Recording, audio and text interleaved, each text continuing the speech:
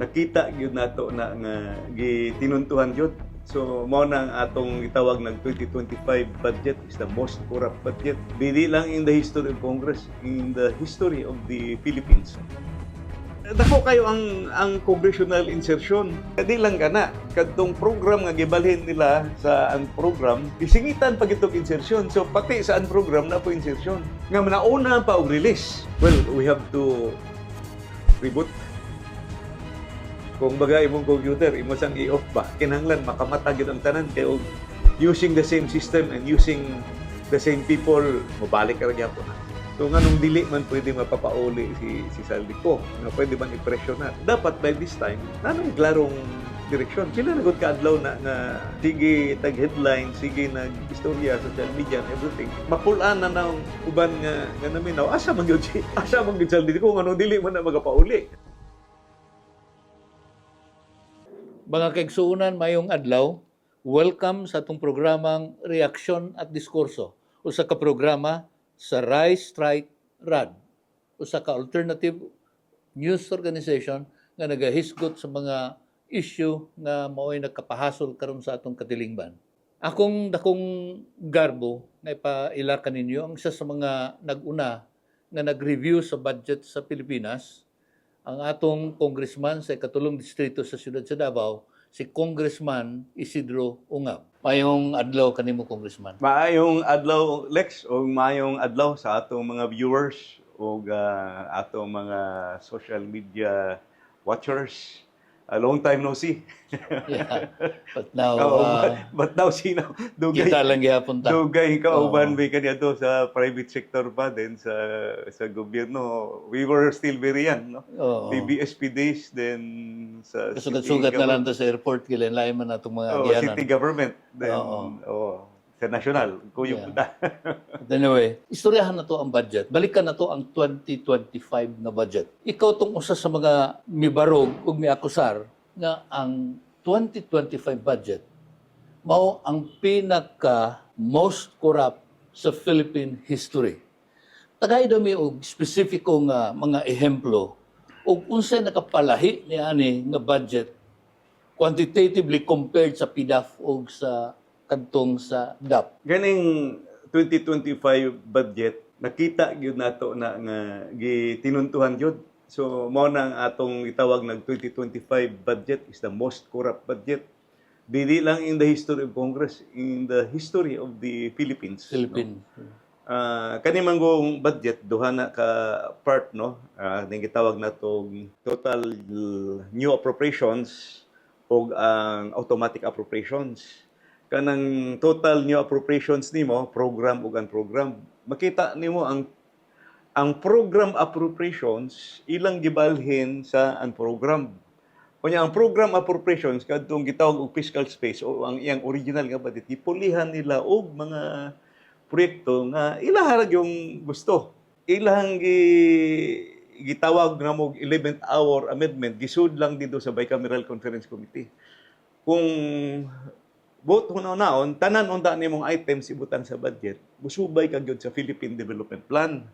Kay kanang imuhang budget is the interpretation of your plans and programs, financial interpretation. Ang problema, about 450 billion ang changes, up and down, increases and decreases. So, dako kayo ang nawala out of the entire budget nga wala mo subay sa ato ang Economic Development Plan. So it is a deviation. So program appropriation, gibalhin sa program, apektado ang program and program. Pati ang automatic appropriations nga dapat dili na hilabtan, gihilabtan. 14 special laws, pati na ning sing tax law nga nagbutang og pondo sa PhilHealth, ila pa yung zero.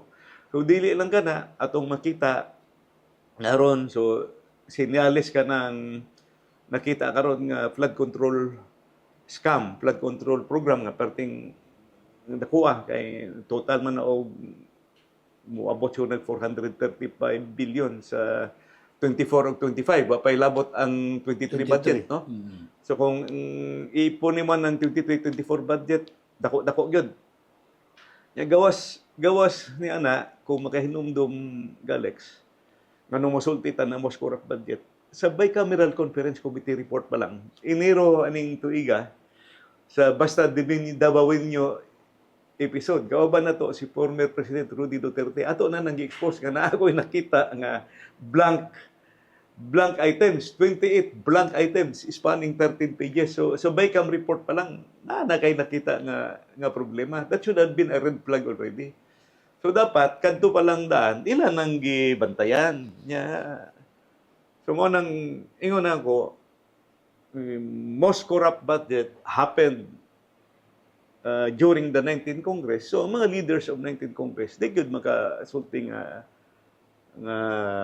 limpyo media, ano?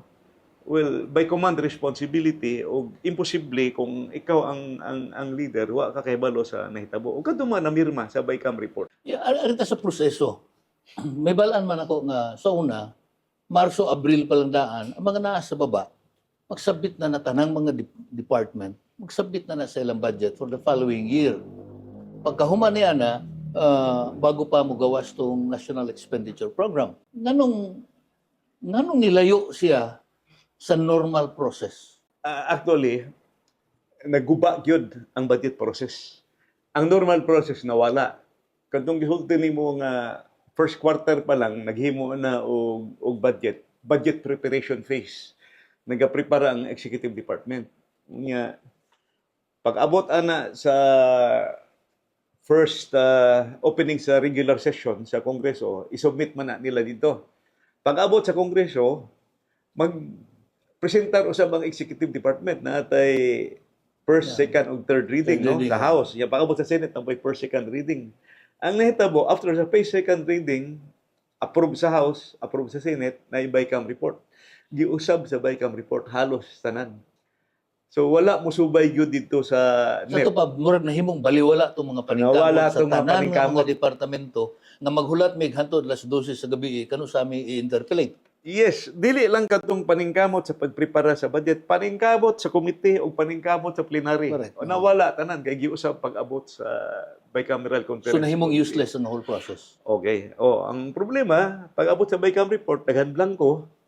O nya, mobalibad pag yun sila nga wa sila kabulo unsay nahitabo. Mayon pag yun sila walay blanco nga naamahan ko klaro man kay na blanco manang mayon ko nga ayon na mong sulting way blanco kay gisubmit na ko na sa Supreme Court as evidence nakatatak na ang Supreme Court na yung mga blanco 28 ka blanco. Yeah. Kinakina ko yung mga namatikdan sa una sa budget. Nga na ay mga label na CI, Congressional Insertion, ang tawag nila ni Ana. And we don't even know kung saan na siya sa paggamit. But pasabot, bahala na ang mga congressmen nga maway mo desisyon kung unsaon na siya sa paggamit. Sa ito pa, kung ma-insert na niya, doon approval ni dito sa leadership sa House, paingon sa Senate, ug ngadto na sa mupirma sa balaod. Dako kayo ang congressional insertion, no? Kani ato exemption na siya mo isingit. Ang net boy dako karon mas dako ang congressional insertion. Ya di lang kana kadtong program nga gibalhin nila sa ang program gisingitan pag itong insertion. So pati sa ang program na po insertion. Nga nauna pa og release.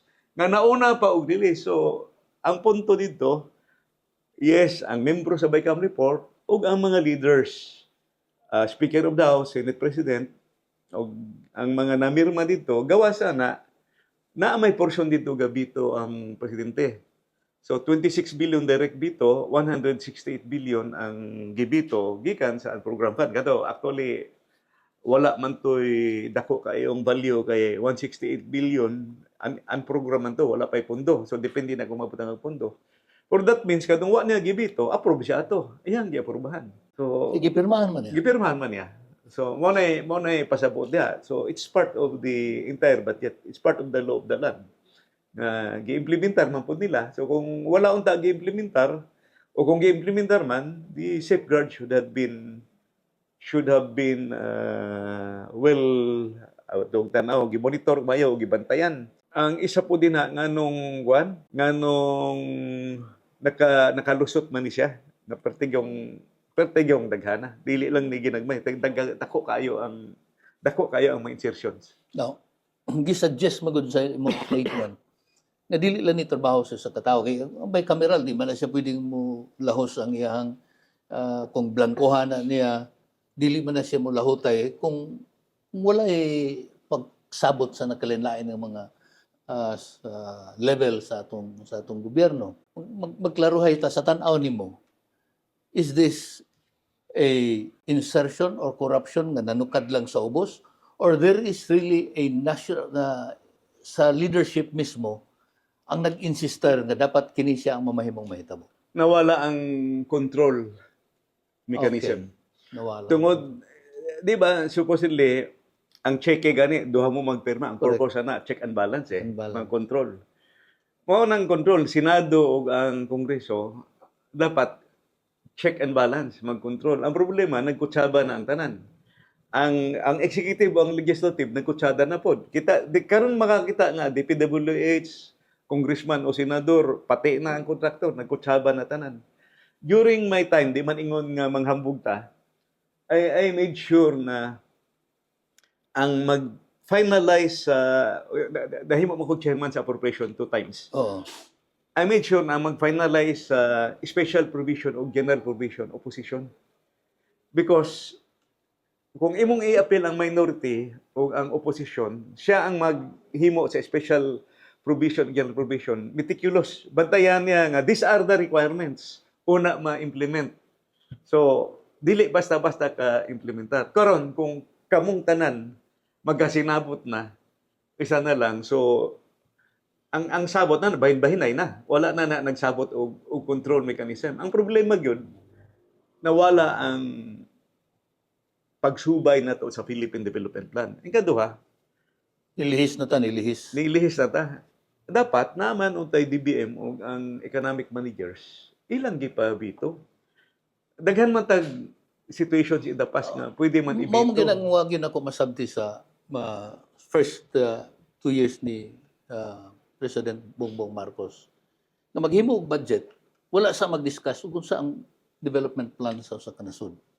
Basta kandidato lang maghimo lang og figures and then submit it para sa NEP. Yes, there's always a development plan. In fact, that's a 25-year development plan. Yeah, every 5 years, Every 5 years. gina-update na siya.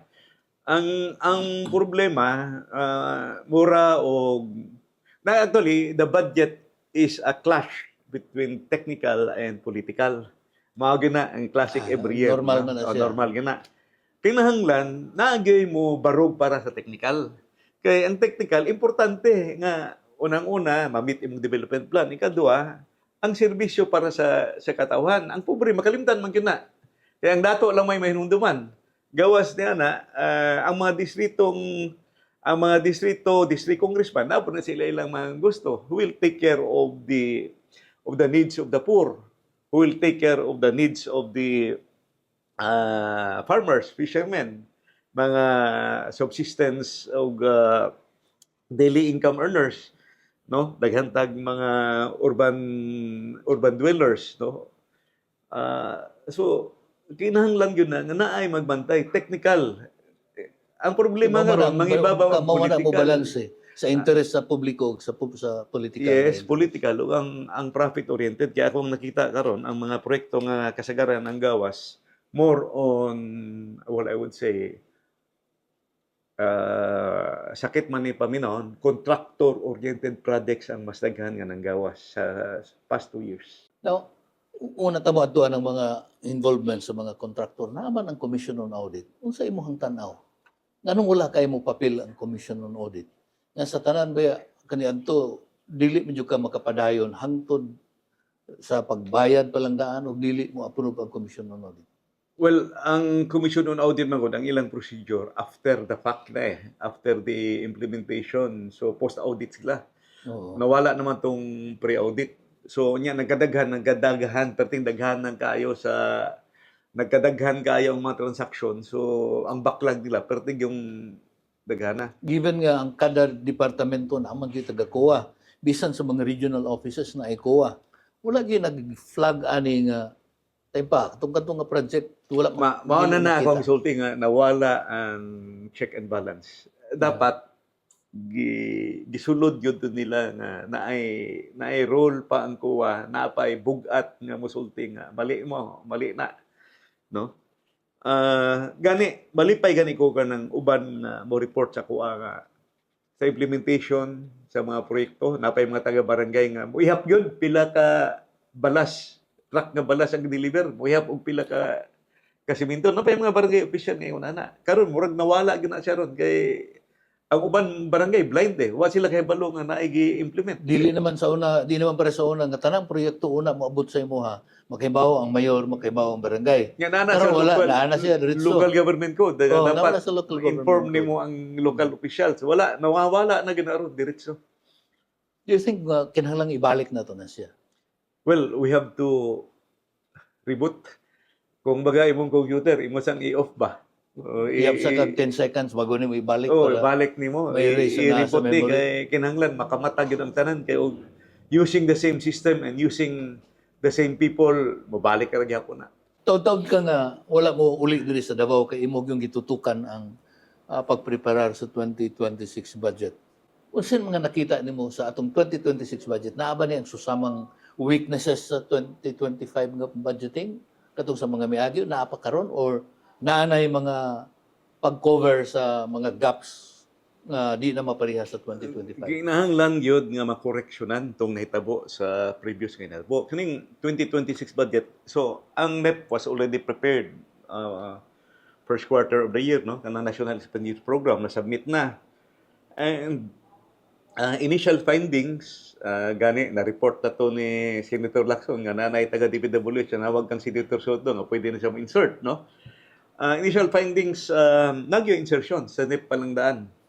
So mao tong na sila gihimo nga giusab nila ang NEP na yung mga corrections nga gihimo. Ang ilang discussion nga nakita nako, they want to get rid of the small committee sa House ni, no? Kani small committee mao ni ang maghimo og amendments or recommendations nga isingit na lang siya dito pag-abot sa third and final reading. So ang ilang gihimo BARSI ilang tawag, no? Budget Amendment Review Subcommittee. Nya kanang recommendation sa BARSI isubmit sa Committee on Appropriations, nya Committee on Appropriations ilahang i-approve. Unya supposedly i-present na nila dito sa House for second reading. Pero ang nahitabo karon sa House deliberations na mo second reading kaya ako mang yung gibantayan. Sa period of amendments, daghan may gi-introduce nga amendments. In fact, kasagaran sa mua daghan sa muang mga independent sa minority o kadtong mga independent-minded majority nga gusto na walaon ang program funds. Wala man gyapon giwala ang program appropriations na agyapon. So ang ilang justification kinahanglan daw kay para sa foreign assisted projects. Pero ang problema dito, it turned out na dili lang day foreign assisted projects ang nakabutang. So ako nang gusto isa-isaho na tanan. Anya daghan mig gi-propose nga amendments, wala gyud na nila gi-approve sa mayorya dito sa plenary. Ang gi-approve isa lang kadtong pag-reduce sa budget ni BP Sara by 156 million, no? Oh, so mahimo nga matingala ka sa kadaghan nga proposal nga amendment nganong ang kang BP Sara lang nga amendment ang gidawat. So gi-reduce somehow may political implications gyud. Nya sunod pag-abot dito sa period of amendments gi-substitute nila tong BARSI committee report. Kadtong committee report nila nga ang base kadtong budget amendment review subcommittee himuan nila og substitute bill. Ang substitute bill ilang gipasa for second reading approval. Mao tong akong gi-question na ang substitute bill is a new bill. Correct. Oh, so when a new bill, you should open it again for discussion. Oh, ang nahitabo, wholesale, murag lock, stock, and barrel, gipa-approve ang bagong substitute bill. So para sa ako, wala to nasulbar tong problema nga katong question sa small committee kaniadto. Kaya ang purpose unta, yes. Ang purpose ato unta kay kung gusto na balik tas kinaraan, gusto na to let's go item by item, line by line. Di ba? Kung makinundo ka ganyan magbuntag, Buntag. item so and so, line, so, isa-isa hon yun nato. Ang budget, tinuod, tedious kayo, perting kapuya to, pero wala kayo makalusot kayo. Yan itong pamagi. So, naitabo ron, gi-substitute. Gi-approve ang substitute bill. So, karon I'm still in the process of studying. Unsa tong sa BARC nga gi-approve nila sa committee o unsa ding gi-approve nga substitute bill. Kay daghan man kayo. So, para kanako wala na solve tong transparency. So I still reserve my comments on that kay taas pa man yung proseso. Correct. Approve on third reading, maabot pa sa Senado. So tanaw na to ni pag-abot pud sa Senado kung unsay ilang himuon dito. So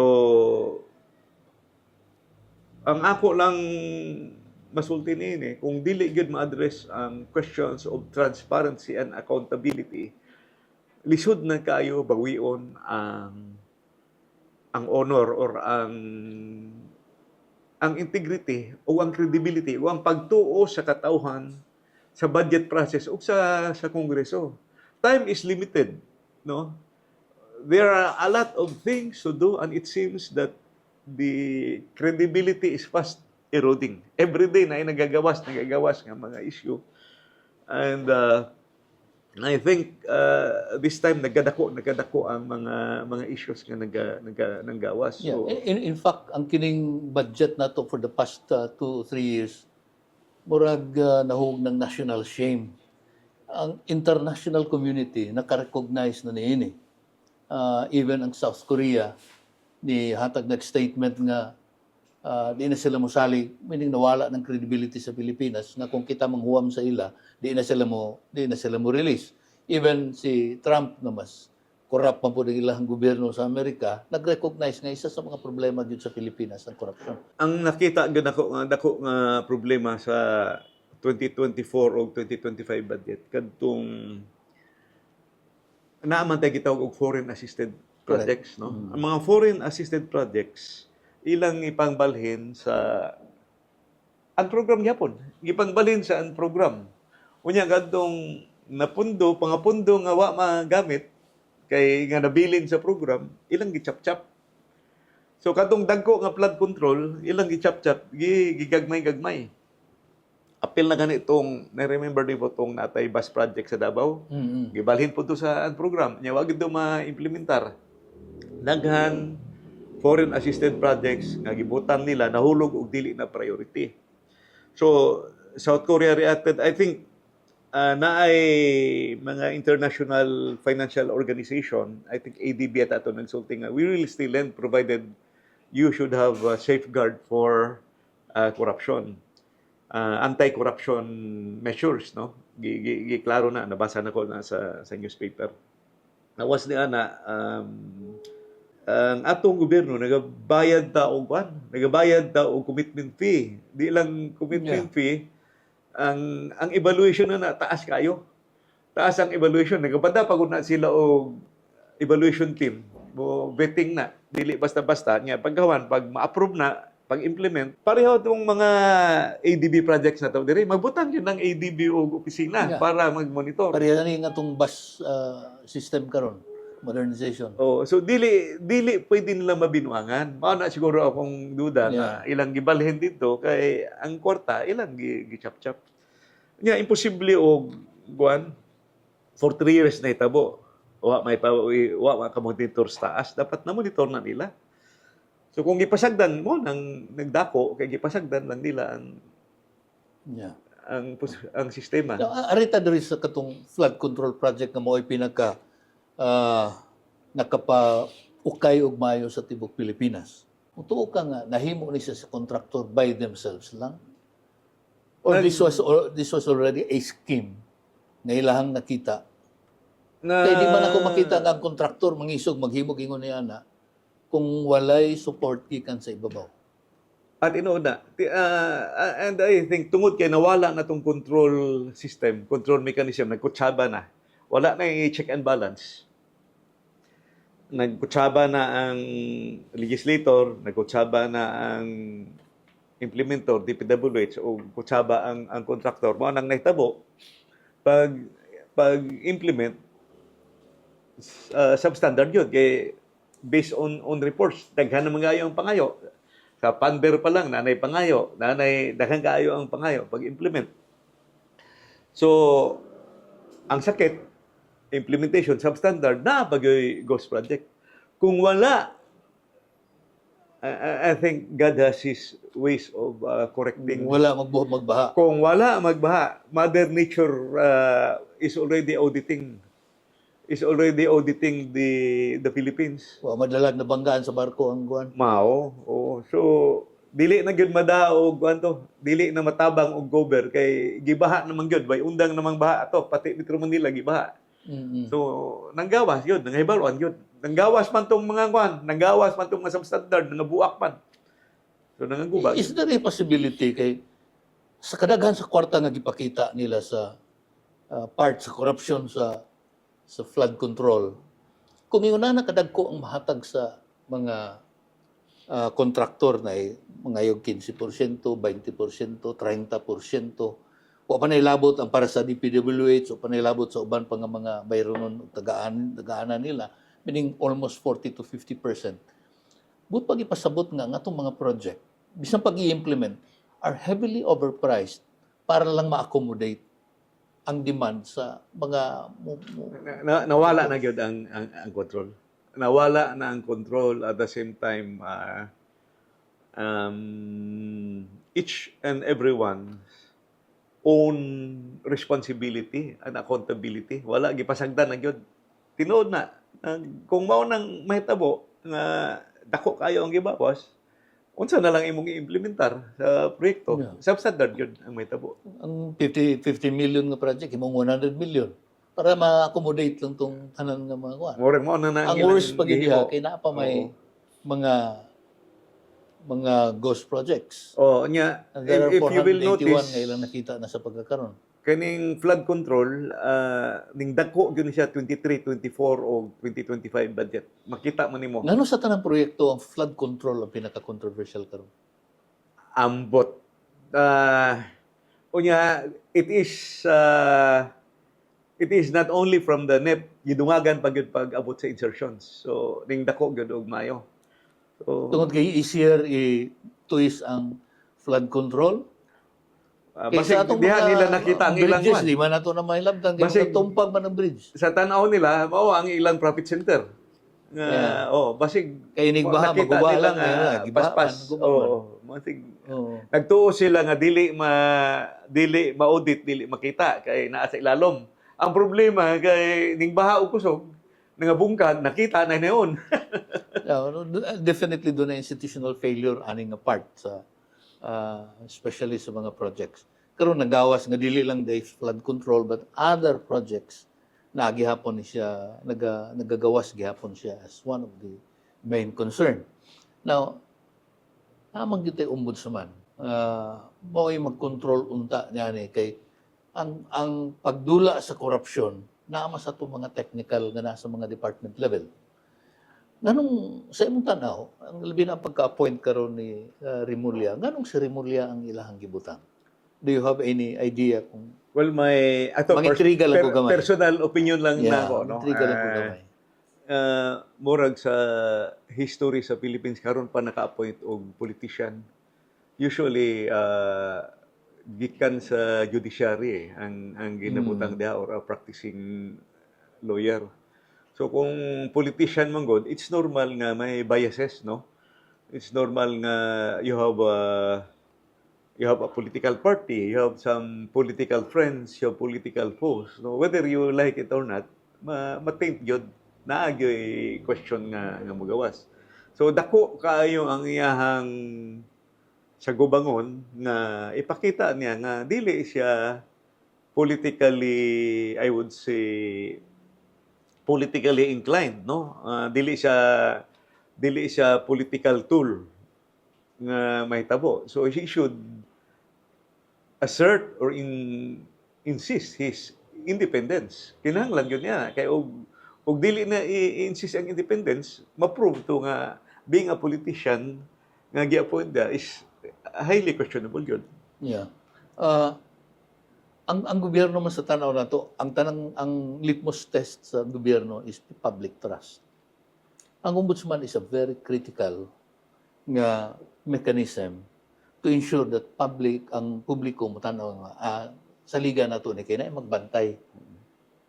Unsay mo man- Actually, that is really, the judiciary is the last bastion of our democracy.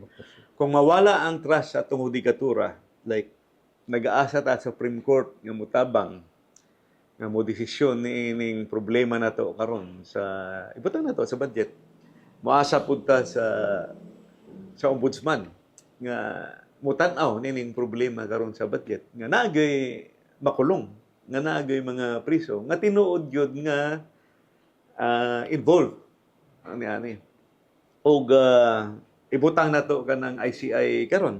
Correct. It should be independent, integrity-wise, non-questionable, o kinahanglan yun, makita ang transparency sa ilahang mga Sa ginahimo. pagkakaroon, do you trust the ICI?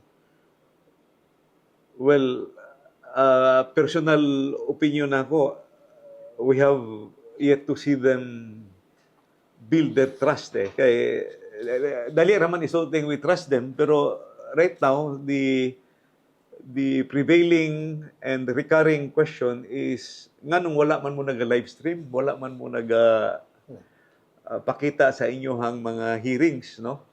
So, lisod maning makita na lang nato sa newspaper nga naay high profile witness nga ning abot, na ay high official nga ning abot, nya wa ta kay baluon sa nahitabo, no? Or at least man lang ilahang i-publish ang ilahang minutes sa ilahang meeting kung unsay gi-discuss. Yeah. Isa sa mga witness na dapat na iimbitar sa ICI, which is very critical sa investigation karon sa corruption, ang presence ni Saldico, Congressman Saldico. Unsay difficulty? Ganun dili mapabalik si Saldico? Well, daghan na ba itang instances in the past nga og naa sila gukuron nga usa ka witness man lang gani sa Senado o sa Kongreso, ipadakop, ipapangita man yun, no? Bisag sa laing lugar.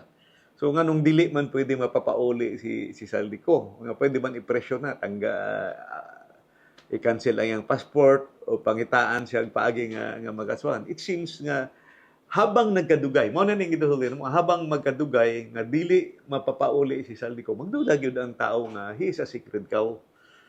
So dapat by this time nanay klarong direksyon. Pila na gud ka adlaw na nga sige tag headline, sige nag-istorya social media and everything. Murag mapulaan na ng uban nga naminaw, asa man gyud Saldico kung ano dili man na magapauli, no? Sa imong tanaw, kini siya nakapasamot o nakapa-accelerate sa erosion sa public trust. Yes, I think. Oo. Yeah. Oo. Hangtod dili mapapauli si Saldico, ug di niya matudlo kung kinsa iyang mga kauban.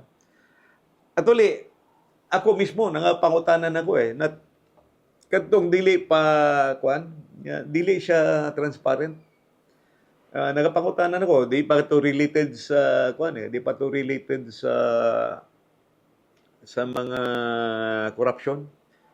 Daghan siya moves gihimo sa budget nga I would say highly Irregular. questionable. Irregular. Kining natabo karon as a congressman, as a banker before, doon na ba ni epekto sa investor confidence sa Pilipinas? Well,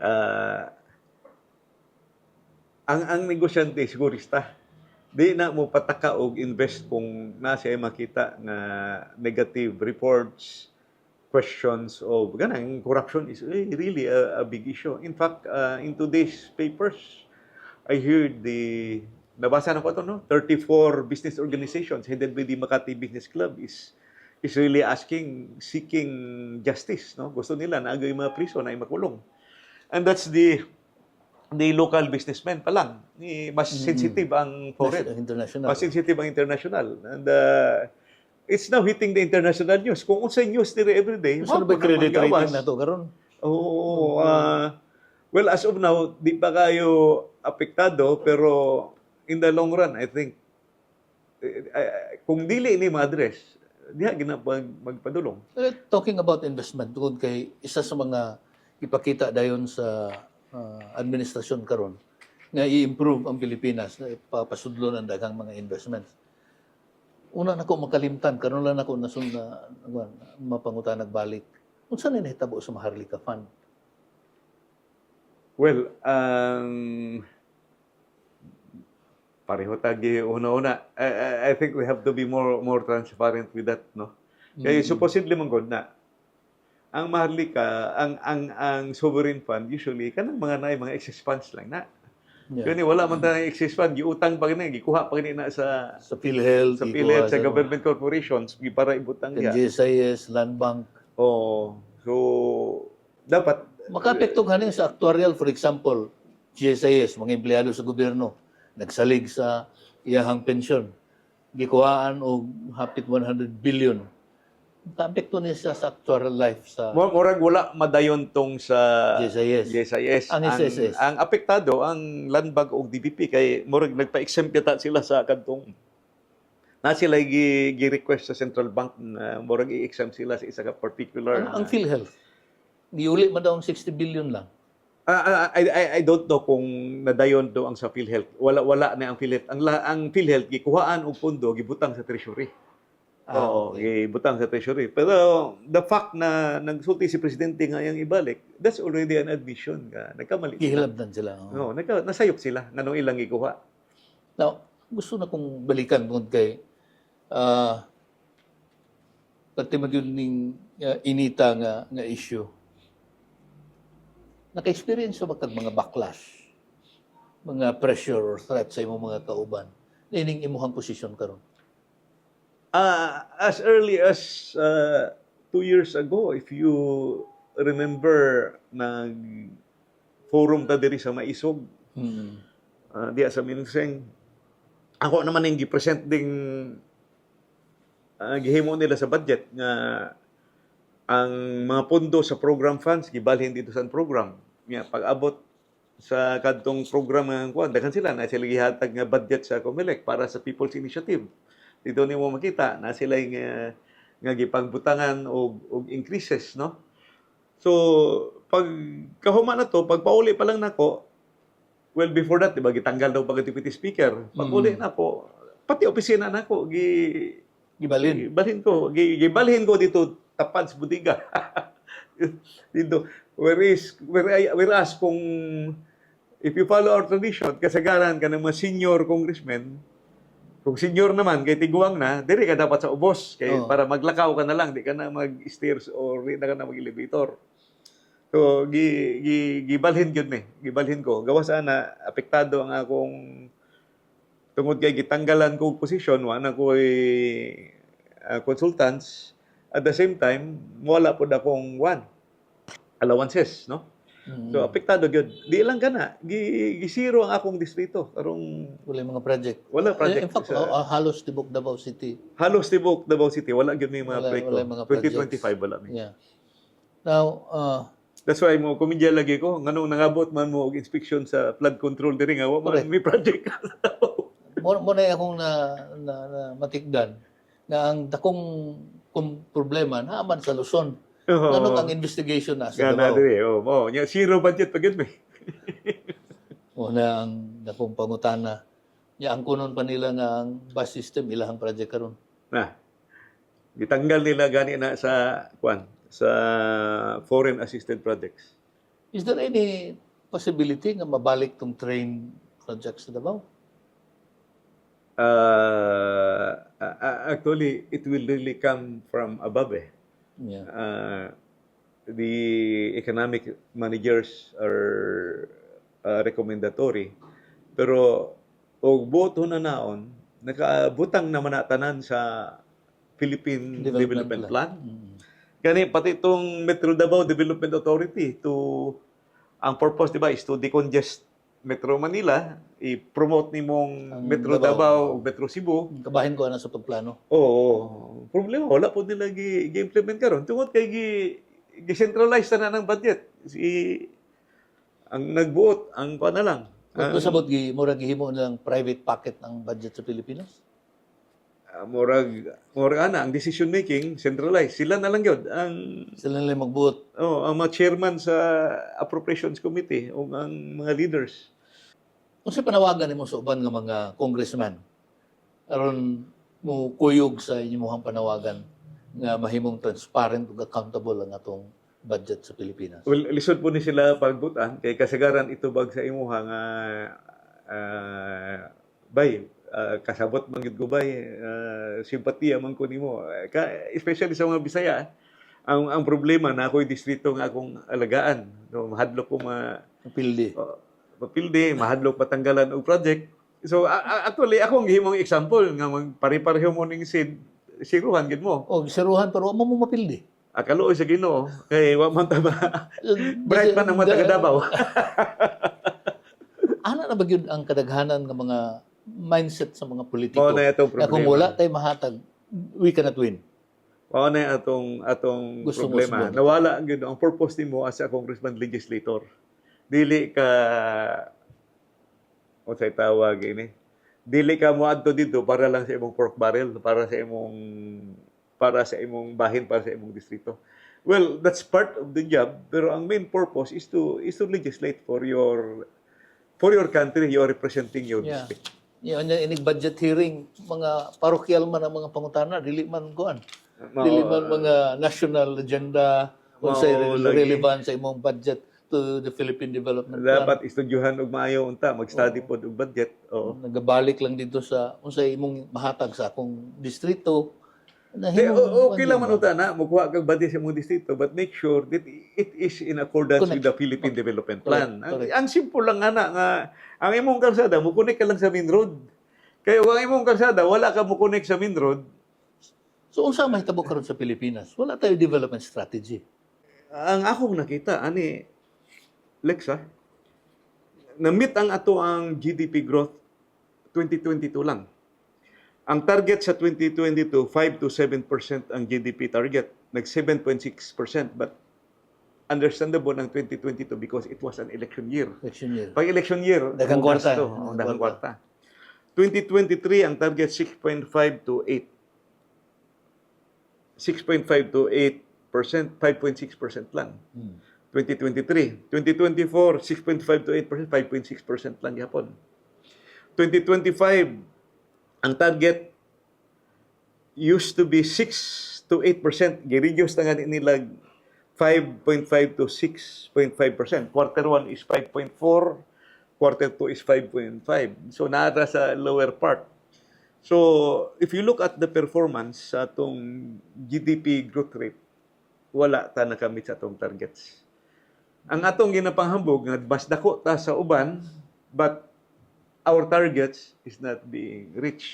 Dili ba na siya ironic na magsigita gingon nga ang Pilipinas is one of the fast moving or improving countries sa whole of ASEAN. Anit ang atong mga ASEAN neighbors are performing better than the Philippines. One, paspas ang atong growth kay mubo, gamay man ang atong denominator, Correct. gamay ang atong base. Correct. So, That explains. Oo. Sila, hina ang ilang growth. Lapad kay- naman sila lapad daan. naman. Pero look at Vietnam now. It's Correct. mas taas pa.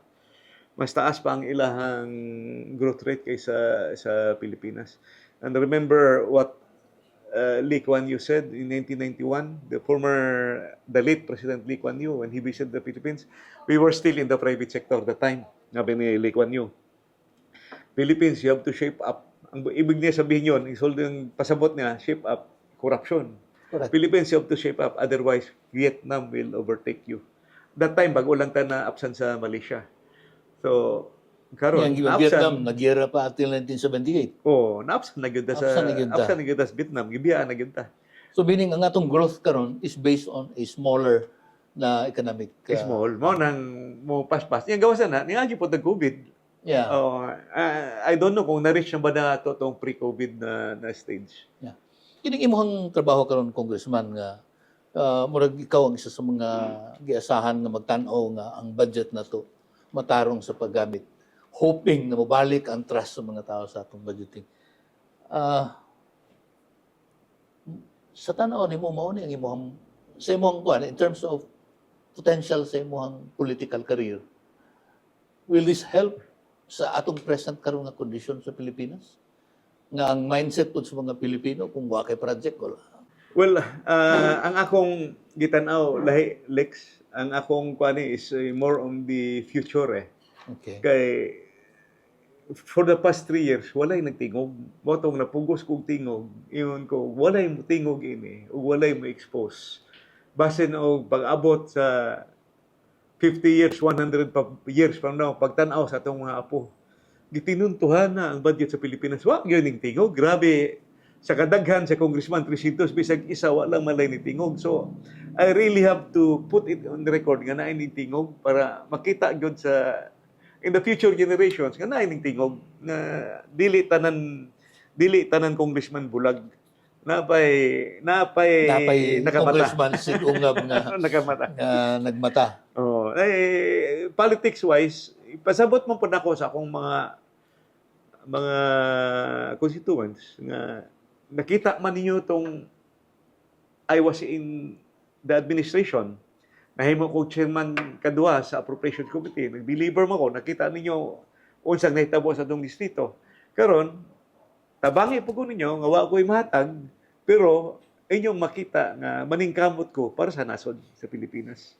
So sa ato pa napagyud ay hope ang mga Pilipino to look at that. Bright ang mga Pilipino. I hope and I pray nga makamatatanan. Oo. Ang ako alang hinanakit gamay ang media na to.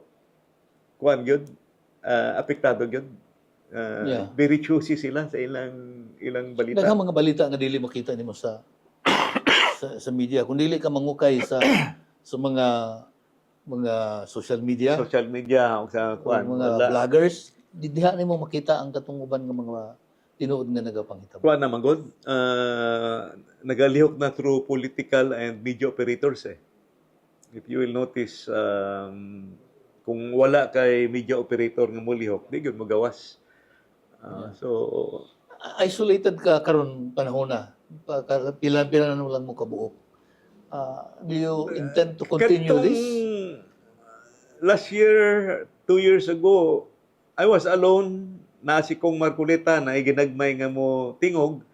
I noticed karon nagadaghan. Okay. Nagkadaghan, people are awakened sa Kongreso. Nakoy nakita nga mga batanon nga mga nagatingog na and nagkadaghan ang oposisyon. I would say nagkadaghan ang mutingog independently, mo question sa budget, mo question sa policies. At the same time, sa akong nakita, nagkadaghan ang nakamata sa atong social media and even mainstream media. In fairness, nanay naga-report openly. Kaniadto wala gyud. So very encouraging ang naitabo karon. I think there's the Or light. doon na epekto ba ni siya kay ang midterm sa presidente is already nana siya sa tunga-tunga and is already considered as a sitting duck president.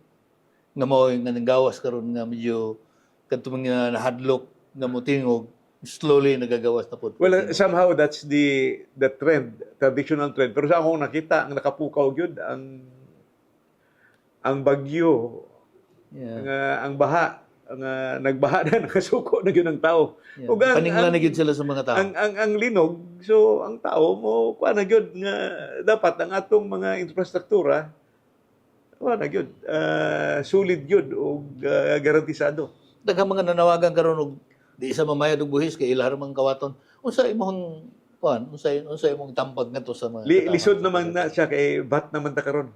Yeah. Bat naman. So kada lihok nimo nagbayad ka na og buwis. So bisag di ka mobayad sa imong income tax. Oo, lisod na Lagi- nanay gyapon mo dagan gyapon ang Dagan gobyerno. So gyapon ang it won't work sa akong tanaw.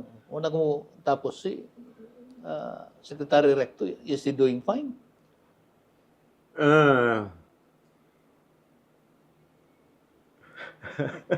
Wala lang, no comment na lang, no comment na lang sa ako kay ang personal opinion na ako kuan eh. We are really operating on a negative budget deficit eh. Yeah. Budget deficit, so he has to work hard to collect taxes. At at the same time, it should be kita mga nagabayad og buwis magbantay gyud ta sa atong Asa ni paingon. o asa nagpaingon ng atong punto, nagpaingon atong Bunker mangyug ka. Ay mga balita nga gipamaligya ang atong gold. Sa gawas, di ba inig baligya naman na siya corresponding asa po na gamiti. Asa gamita ang proceeds. Ang other countries are tapok og mga gold as basis sa ilang kwarta. Anong ang Pilipinas is not doing that? tingala bitaw ko nganong ang Central Bank nagbaligya og gold nga and I think nahimo na ang topic dito sa isa ka question and answer sa Senado. Kay ang uban mga nasod, central banks all over the world are buying gold, no? Unya kadong presyo na pagbaligya to 2 years ago ba to nagbaligya o last year. Last year. Dako na og diferensya kung karon lang Kung karon pa nila ibalit. So nag-appreciate ang ang appreciation. presyo. Balikan na to tong budget. Ang atong gawas nga budget deficit ang atong budget nagadako ang atong accounts payable. Accounts payable for previous years o accounts payable for future years nga bayaran. So akong Itong nakita mga long term na itong mga utang. Oo. So ang health ba sa to ang budget dili na gwapo kayo more or less 1 trillion ang ato ang out of the pila na ba tong budget na to 6.7 trillion 6.7 to 7 6 trillion. 6.7 trillion tama 6.7 trillion mga 1 trillion ana ang accounts payable. May mo naman sila nga dili man na problema kay utang kadako 70% of that utang is internal dili external. Utang Japon. Internal, utang lang nimo inside. Oo. In fact, I was still the chairman of the appropriations committee na gihimo na policy. I was there no gihimo ng policy sa time ni Secretary Purisima. Because if you borrow from the inside, hindi masyadong apektado sa imong Foreign currency. nga changes. Congressman, daghang salamat sa imong higayon. Daghang ka opportunity to talk to the public. Well, daghan kayong salamat. These are not ordinary times. Magbantay gayud kitang tanan o magampo kita kay nagtuo ko nga madala pa ni sa pagampo kay kaning nahitabo karon nga issue sa flood control nagkadako dili lang ni flood control ang investigation is very important nga mogawas yun kung kinsa ang mga tao nga nagpaluyon ini kinsay nagbenepisyo kinsay nagakwarta og angay gyud ni silang pangprisuhon kay kwarta nato na nga gipang paningkamutan buwis na sa katawhan buwis pobre wa pa ang nadawat ang sweldo na gididak nga ato ang income tax ang atong Automatic, buwis no? Automatic salary deduction.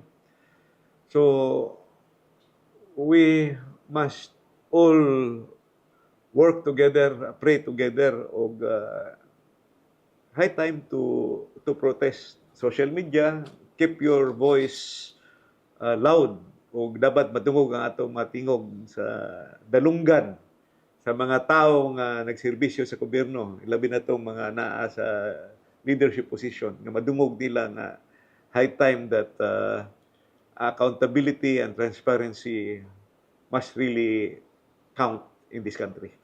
Daghang salamat o maayong hapon sa tanan. Dinhi natapos ang atuang episode sa reaksyon at diskurso sa Rise, Strike, Run. Daghang kay salamat, Congressman Ungab, daghang kay salamat sa imong higayon. Daghang salamat, Lex. Thank you so much.